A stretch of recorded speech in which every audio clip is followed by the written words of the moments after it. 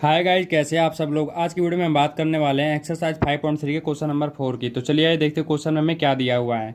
How many terms of the AP. आप देख सकते हैं कि हमें यहाँ पे एपी का सीक्वेंस दिया हुआ है। Must be taken to give a sum of 636। और क्वेश्चन में हमसे ये पूछ रहा है कि हम कौन सा नंबर ऑफ टर्म्स ले जिसका जो सम है वो 636 आ जाए। इट मीन्स कि हमें इसमें एन की वैल्यू फाइंड आउट करनी है गाइस। ठीक है, तो चलिए आइए देखते हैं इसे कैसे करेंगे। सबसे पहले मैं यहाँ पे क्या करूँगा, मैं यहाँ पे वैल्यू लिख लूँगा। ठीक है, मैं यहाँ पे ए की वैल्यू लिख लेता हूँ। एपी का जो फर्स्ट टर्म होता है वो हमारा ए का वैल्यू होता है। ठीक है गाइस, तो ए की वैल्यू आ गई हमारी 9। ठीक है, अब हम निकालेंगे डी। डी निकालने के लिए हम क्या करते हैं, डी निकालने के लिए सेकंड टर्म में से फर्स्ट टर्म क्या कर देंगे, लेस कर देंगे। तो मैं वही कर दूंगा। ठीक है गाइस, तो मैंने 17 में से 9 क्या कर दिया, लेस कर दिया। तो हमारे पास कितना आ गया, डी का वैल्यू 8 आ गया। ठीक है, अब आगे चलते हैं। एस एन की वैल्यू इसमें हो जाएगा 636। तो मैं एस एन का वैल्यू यहाँ पे लिख लेता हूँ 636। और इसमें हमें निकालना क्या है, इसमें हमें एन की वैल्यू निकालनी है। ठीक है गाइज, तो मैं यहाँ पे लिख देता हूँ एन इक्वल में क्वेश्चन मार्क। ठीक है, तो चलिए आइए एन की वैल्यू फाइंड आउट कर लेते हैं। अब हम यहाँ पे देख लेते हैं कि हमें एस एन का वैल्यू दिया हुआ है, कितना दिया हुआ है, 636। ठीक है गाइज, तो अब हम क्या करेंगे, यहाँ पे एस एन का फॉर्मूला यहाँ पे लगा देंगे। तो मैं यहाँ पे लगा देता हूँ। एस एन का फॉर्मूला क्या हो जाएगा, n/2 2a plus n-1 d। ठीक है गाइज, इसकी वैल्यू यहाँ कितनी आ रही है, 636। अब हमें क्या करेंगे, यहाँ पे जो भी वैल्यू हमें दे रखा है वो वैल्यू हम क्या कर लेंगे, पुट कर देंगे। ठीक है, ए की वैल्यू कितनी दे रखी है, ए की वैल्यू दे रखी है 9। ठीक है गाइज, आगे चलते हैं। एन का वैल्यू नहीं पता है, डी का वैल्यू कितना है, यहाँ पे डी का वैल्यू है 8 हमारे पास। 636 यहाँ पे एस एन का वैल्यू मैंने लिख दिया है। ठीक है, आगे चलते हैं। n/2, अब आप यहाँ पे देख सकते हैं कि 2 को जब 9 से मल्टीप्लाई करेंगे तो 18 आ जाएगा यहाँ पे। ठीक है, यहाँ पे n-1 यहाँ पे कितना है, 8 है। आगे चलते हैं। अब हम यहाँ पे क्या करेंगे, आप यहाँ पे देख सकते हैं कि यहाँ पे n/2 ऐसे ही लिख देंगे। ठीक है, अब यहाँ पे क्या है, 18। अब यहाँ पे आप देख सकते हैं कि 8 को जब हम n से मल्टीप्लाई करेंगे तो कितना आ जाएगा, यहाँ पे प्लस का 8n आ जाएगा। क्योंकि जब हम 8 को n से मल्टीप्लाई करेंगे तो ये प्लस का है। ठीक है, तो यहाँ पे प्लस प्लस क्या हो जाएगा, प्लस हो जाएगा। अब आगे चलते हैं। 8 को 1 से मल्टीप्लाई करेंगे तो क्या आ जाएगा, -8। क्यों, क्योंकि ये माइनस और प्लस मिलके क्या हो जाएगा, माइनस हो जाएगा यहाँ पे। आगे चलते हैं। यहाँ पे आ गया 636। अब हम यहाँ पे क्या कर सकते हैं, आप यहाँ पे देखेंगे कि यहाँ पे वैल्यू कितनी आ गई, n/2 अपॉन में 18 में से जब 8 लेस कर देंगे तो हमारे पास कितना आ जाएगा, 10 आ जाएगा। प्लस में 8n इक्वल में कितना है यहाँ पे, 636। ठीक है गाइज, अब हम यहाँ पे क्या कर सकते हैं, आप यहाँ पे देखेंगे हम यहाँ से 2 कॉमन ले सकते हैं। तो मैं यहाँ पे 2 कॉमन ले लेता हूँ। ठीक है, यहाँ पे मैं 2 कॉमन ले लेता हूँ। तो हमारे पास यहाँ क्या बचेगा, यहाँ बचेगा 5 प्लस में यहाँ बचेगा 4। क्योंकि 2 पंचे कितना होता है, 10 होता है। और 2 चौके कितना होता है, 8 होता है। ठीक है, यहाँ पे n का n मैंने लिख दिया है। ठीक है, इक्वल में कितना है, 636। तो आप देख सकते हैं कि हमारे पास ये वैल्यू निकल के आई है। अब हम क्या करेंगे, 2 से 2 कैंसिल कर देंगे। क्यों, क्योंकि एक 2 ऊपर है, एक 2 नीचे है। ठीक है, तो हमने क्या कर दिया, कैंसिल कर दिया। अब बाकी का मैं यहाँ पे कर देता हूँ। अब आप यहाँ पे देख सकते हैं कि हमारे पास इक्वेशन क्या बन के आया है। हमारे पास ये इक्वेशन बन गया n5 प्लस में 4n इक्वल में कितना है, 636। अब इसे आगे कैसे सॉल्व करेंगे, इसको n से मल्टीप्लाई कर देंगे। ठीक है, तो यहाँ 5n हो जाएगा। 4n को जब n से मल्टीप्लाई करेंगे तो हमारे पास हो जाएगा 4n² इक्वल में आ जाएगा 636।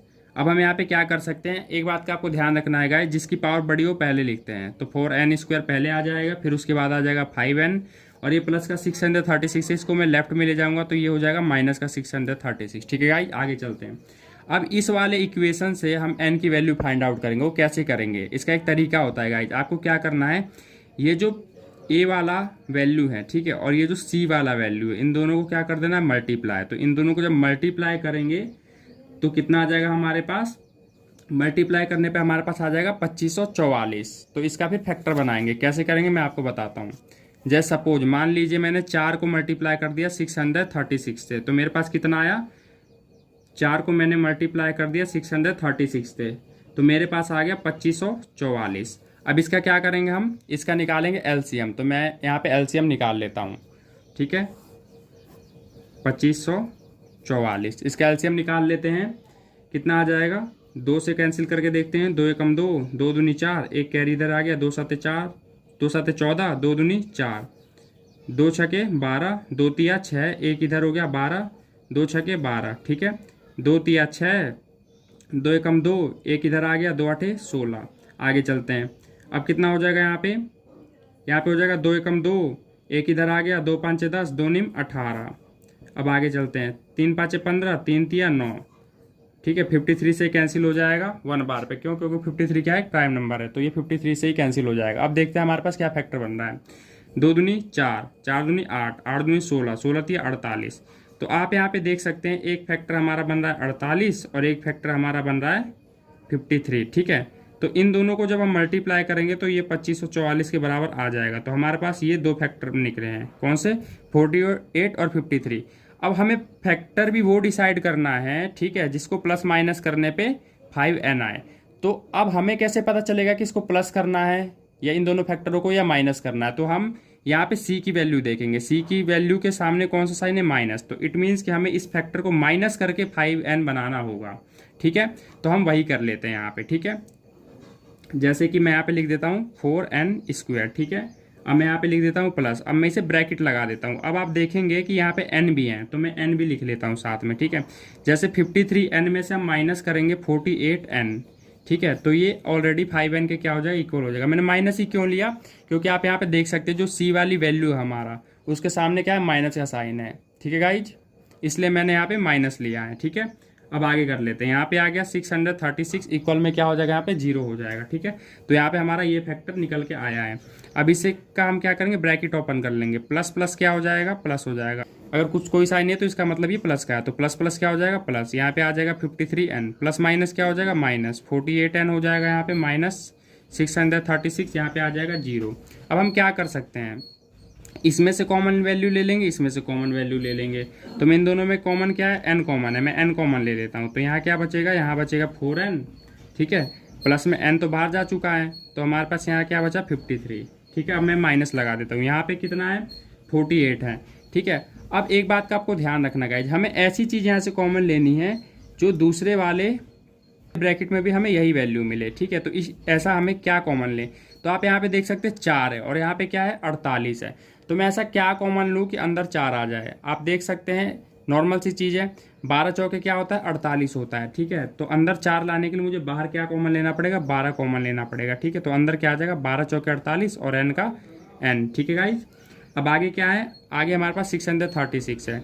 अब मैंने बाहर जब 12 कॉमन ले लिया है, ठीक है, तो अंदर यहाँ पे क्या लिखूंगा? ठीक है, तो मैं यहाँ पे क्या लिख सकता हूँ? आप यहाँ पे देख सकते हो, वैसे तो 53 है। ठीक है, 53 आएगा, फिर भी आपको करना है तो आप क्या कर सकते हैं? 636 को जब 12 से डिवाइड करेंगे हमारे पास कितना आ जाएगा? 53 यहाँ पे आ जाएगा। ठीक है गाइज, तो ऐसे हमने निकाल लिया। अब साइन कौन सा लगाएंगे? आप यहाँ पे देख सकते हैं कि यहाँ पे माइनस का साइन है, तो मैं यहाँ पे ऐसा कौन सा साइन लूँ, ठीक है, कि ये माइनस हो जाए? नॉर्मल सी बात है, आप जब बाहर माइनस कॉमन है तो हम अंदर क्या लेंगे? अपोजिट साइन कर देंगे, उसका प्लस कर देंगे। ठीक है, तभी इसको जब खोलेंगे जैसे माइनस प्लस, तो ऊपर क्या आ जाएगा?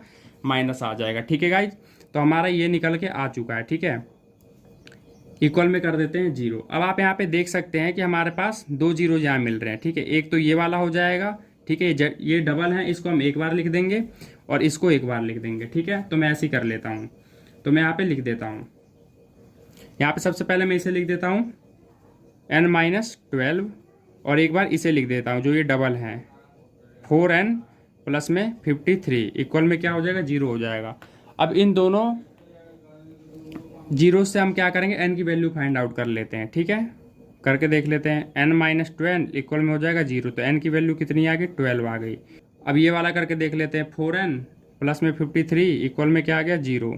तो n की वैल्यू क्या हो जाएगी हमारी? ये प्लस का 53 है, इसको राइट में ले जाऊंगा, माइनस का 53 हो जाएगा। n का वैल्यू क्या आ जाएगा? -53/4। ठीक है गाइज, तो आप यहाँ पे देख सकते हैं कि जो n की वैल्यू है हम पॉजिटिव वाला लेंगे। ठीक है, n की वैल्यू हम कौन सा लेंगे? पॉजिटिव वाला। तो इट मीन्स कि हम कह सकते हैं कि S12 की वैल्यू कितनी हो जाएगी? 636। तो ये हो गया हमारा फाइनल आंसर।